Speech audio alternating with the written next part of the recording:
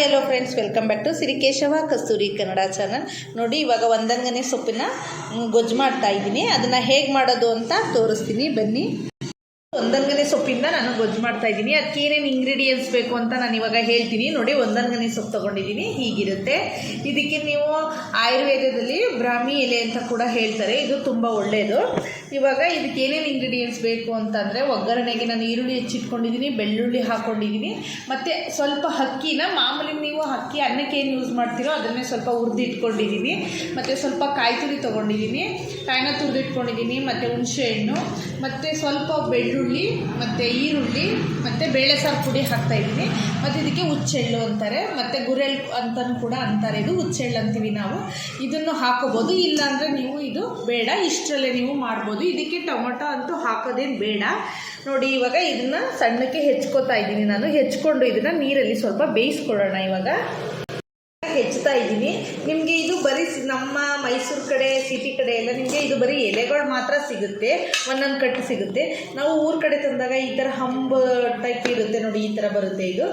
ಇದನ್ನು ಪೂರ್ತಿ ಏನು ತೆಗೆಯೋದು ಬೇಡ, ಇದನ್ನು ಹೀಗೆ ಹೆಚ್ಚಿದ್ರೆ ಸಾಕು. ನೀವು ಬೇರೆ ಮಾತ್ರ ತೆಗೆದ್ರೆ ಸಾಕು, ಇದು ಹಬ್ಬುತ್ತೆ ಇದು ಗಿಡ.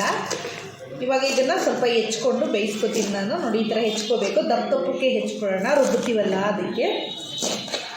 ನಾನು ಅದನ್ನು ಸ್ವಲ್ಪ ನೀರಿಗೆ ಬೇಯೋದಕ್ಕೆ ಇಟ್ಟಿದ್ದೀನಿ. ಇದಕ್ಕೆ ನಿಮಗೆ ಸ್ವಲ್ಪ ಖಾರ ಬೇಕಂದರೆ ಒಂದು ಸ್ವಲ್ಪ ರುಚಿ ಜಾಸ್ತಿ ಮಾಡುತ್ತೆ ಅಂತ ಒಂದೆರಡು ಚಿಕ್ಕದು ಮೆಣಸಿನ್ಕಾಯಿ ಕೂಡ ಹಾಕ್ತಾ ಇದ್ದೀನಿ ಇದರೊಳಗಡೆ. ಇದು ಬೇಯಲಿ, ಇವಾಗ ಬೆಂದು, ಇದು ಸೊಪ್ಪಲ್ವಾ, ಬೆಂದು ಸ್ವಲ್ಪ ಆಗುತ್ತೆ. ಆಮೇಲೆ ಅದನ್ನು ರುಬ್ಬೋದಕ್ಕೆ ನಾನು ಹಾಕೋತೀನಿ. ನಾನೇನು ರುಬ್ಬೋದಕ್ಕೆ ತೊಗೊಂಡಿದ್ದೆ ಅದು ಈರುಳ್ಳಿ, ಬೆಳ್ಳುಳ್ಳಿ, ಹುಣಸೆಹಣ್ಣು, ಇವಾಗೆಲ್ಲ ಜಾರ್ಗೆ ಹಾಕೋತಾ ಇದ್ದೀನಿ. ಇದು ತುಂಬ ಒಳ್ಳೆಯದು. ನೋಡಿ, ಈ ಥರ ಮಾಡ್ಕೊಳ್ಳಿ ಮನೇಲಿ. ಹುರಿದಿರೋಂಥ ಅಕ್ಕಿ ಕೂಡ ಹಾಕೋತಾ ಇದ್ದೀನಿ. ಇವಾಗ ಬೇಳೆ ಸಾರು ಪುಡಿ ಹಾಕೋತಾ ಇದ್ದೀನಿ. ಇದು ತುಂಬ ಒಳ್ಳೆಯದು. ಟೊಮೆಟೊ ಹಾಕಬೇಡಿ ಇದಕ್ಕೆ, ಟೊಮೆಟೊ ಏನು ಬೇಡ. ಹಾಗೆ ನೀವು ಇದು ನಾನು ಹೇಳಿದ್ನಲ್ಲ ಹುಚ್ಚೆಳ್ಳು ಅಂತ, ಇದು ಇದ್ದರೆ ಹಾಕ್ಕೊಳ್ಳಿ, ಇಲ್ಲಾಂದರೆ ಏನು ಪರವಾಗಿಲ್ಲ, ಅದಿರಲೇಬೇಕಂತ ಏನಿಲ್ಲ. ಇದು ಇದ್ದರೆ ಸ್ವಲ್ಪ ರುಚಿ ಇರುತ್ತೆ ಅಂತ. ನೋಡಿ, ಇದು ಹಳೆಯ ಕಾಲದ ಅಡುಗೆ, ಇದು ನಮ್ಮ ಅಜ್ಜಿಯವರೆಲ್ಲ ಮಾಡ್ತಿದ್ದಂತಹ ಅಡುಗೆ. ಇದಕ್ಕೆ ಸ್ವಲ್ಪ ನಾನು ನೀರು ಹಾಕ್ಕೊಂಡಿದ್ದೀನಿ. ನೀರು ಹಾಕ್ಕೊಂಡು ತೊಳ್ಕೊತಾ ಇದ್ದೀನಿ. ನೋಡಿ, ತೊಳೆದ್ಬಿಟ್ಟು ಈ ಥರ ಮೇಲೆ ಹಾಕೋತಾ ಇದ್ದೀನಿ ಹುಚ್ಚೆಳ್ಳನ್ನು. ರುಬ್ಕೊಂಡಿದ್ದೀನಿ ಹೀಗೆ. ಇದಕ್ಕೆ ಇವಾಗ ಬೆಂದಿರೋಂಥ ಸೊಪ್ಪನ್ನು ಸೇರಿಸ್ಕೊತೀನಿ. ನೋಡಿ, ಸೊಪ್ಪನ್ನು ಬೇಯಿಸಿಟ್ಕೊಂಡಿದ್ದೀನಿ. ಇವಾಗ ಬೆಂದಿರೋಂಥ ಸೊಪ್ಪನ್ನು ಇವಾಗ ಇದಕ್ಕೆ ಹಾಕೊಳ್ಳೋಣ. ನಾನು ಇವಾಗ ಜಾರ್ಗೆ ಹಾಕೋಣ. ತುಂಬ ನೈಸ್ಗೆ ರುಬ್ಬಾರ್ದು, ಸ್ವಲ್ಪ ದಪ್ಪ ಇರಬೇಕು, ಹಾಗೆ ರುಬ್ಕೊಂಬಿಡೋಣ. ನೋಡಿ, ಇಷ್ಟು ರುಬ್ಕೋಬೇಕು, ಈ ಥರ ರುಬ್ಕೋಬೇಕು. ಇವಾಗ ಇದನ್ನು ಒಗ್ಗರಣೆಗೆ ಹಾಕೋಣ.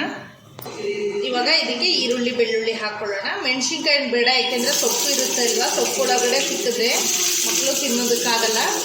ಅದಕ್ಕೆ ಬರೀ ಈರುಳ್ಳಿ ಬೆಳ್ಳುಳ್ಳಿ ಮಾತ್ರ ಒಗ್ಗರಣೆಗೆ ಹಾಕ್ಕೊತಾ ಇದ್ದೀನಿ. ನೀವು ಬೇಕಾದರೆ ಸಾಸಿವೆ, ಕಡಲೆಬೇಳೆ ಏನು ಬೇಕಾದರೂ ಹಾಕೋಬೋದು. ನಾನು ಇಲ್ಲಿ ಬರೀ ಈರುಳ್ಳಿ ಬೆಳ್ಳುಳ್ಳಿ ಅಷ್ಟೇ ಹಾಕ್ತಾಯಿದ್ದೀನಿ. ಇದೆರಡು ಹಾಕಿದ್ರೇ ಸಾಕು. ನೋಡಿ, ಈರುಳ್ಳಿ ಆಗಿದೆ. ಇವಾಗ ಇದಕ್ಕೆ ರುಬ್ಬಿರುವಂಥದ್ದನ್ನು ಹಾಕೋತಾ ಇದ್ದೀನಿ.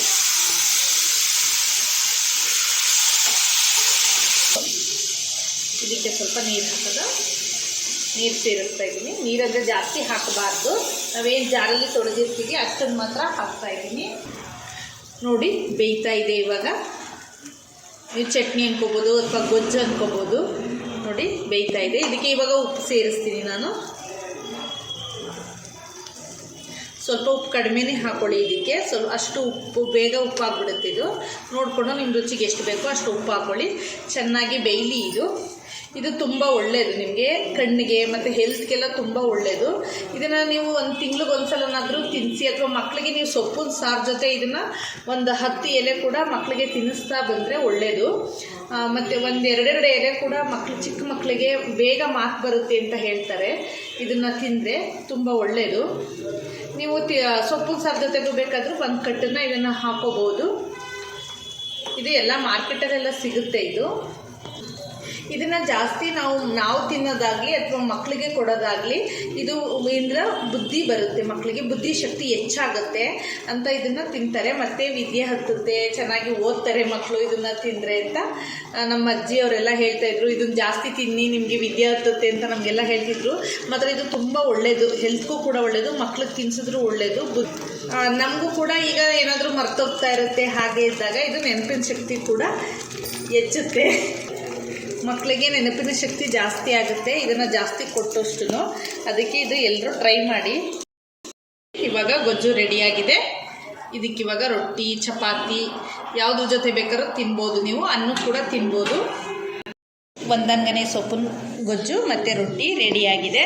ಈ ರೊಟ್ಟಿಗೆ ನೀವು ಚಪಾತಿಗೆ ಯಾವುದಕ್ಕೆ ಬೇಕಾದ್ರೂ ತಿನ್ಬೋದು. ಇದಕ್ಕೊಂದು ಸ್ಪೂನ್ ತುಪ್ಪ ಹಾಕೊಂಡು ತಿಂತಾಯಿದ್ರೆ ತುಂಬ ರುಚಿಯಾಗಿರುತ್ತೆ. ನೀವು ಹಾಗೆ ಬೇಕಾದರೂ ತಿನ್ನಿ, ತುಪ್ಪದ ಜೊತೆಗಂತೂ ಚೆನ್ನಾಗಿರುತ್ತೆ.